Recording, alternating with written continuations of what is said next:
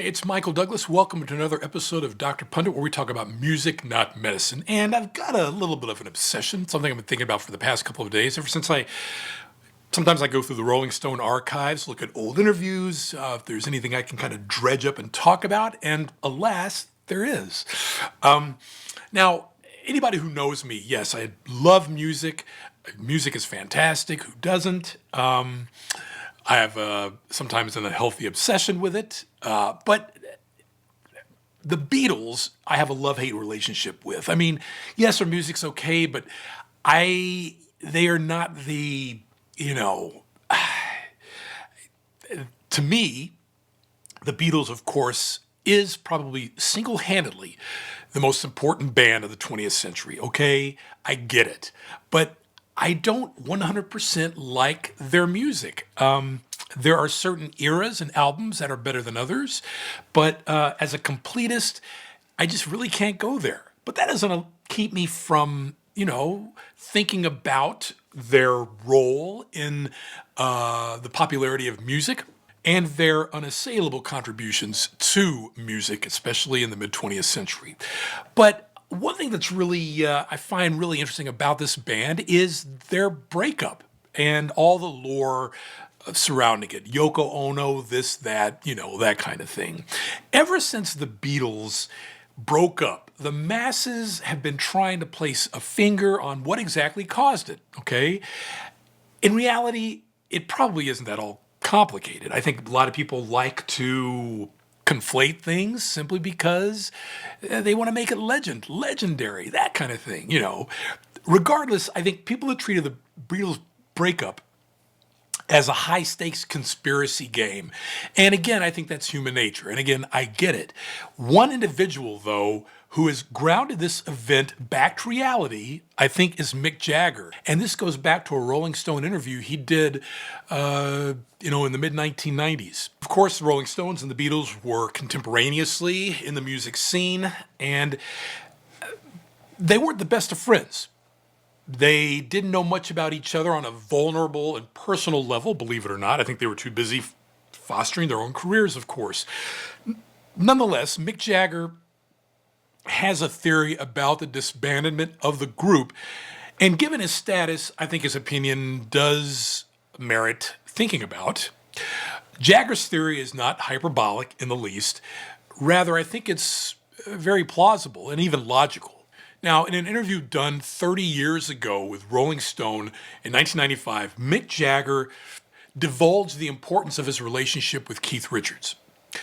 Consequently, the interview kind of pivoted in a direction Jagger really didn't see coming, and he was asked about the breakup of the Beatles.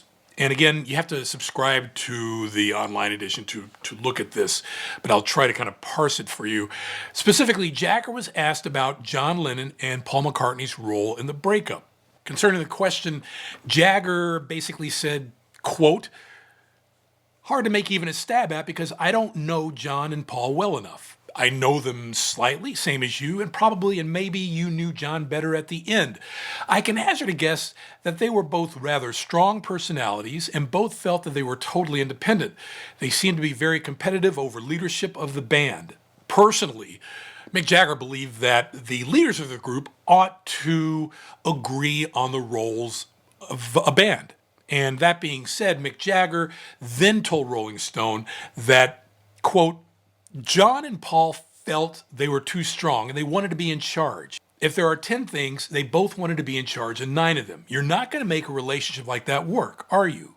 Of course, Mick Jagger's comments were speculative, and they kind of still are at this time, but I think it's a great take on the whole breakup that is kind of mundane, given that a lot of theories surrounding the breakup of the Beatles typically slander Yoko Ono, as I've stated, and John Lennon. Even though Mick Jagger didn't know Paul McCartney and John Lennon terribly well, he knew about how the group dynamic worked in the overall success of a band, particularly among those who are perceived internally or externally as leaders of the band. So I think that this theory is a much more valid one, and it's one I've been thinking of the past couple of days. I mean, of course, we all kind of know the personalities of the band, and John Lennon was out there. And I would, if I had to rank them, I would say John Lennon, Paul McCartney, way down George Harrison because of his meek kind of personality. And in the background, Ringo Starr, I mean, he's playing drums, right? So, yes, I think this is a battle of the personalities. And it'd be really interesting to see how much farther, of course, John Lennon's career would have gone if he weren't assassinated in 1980.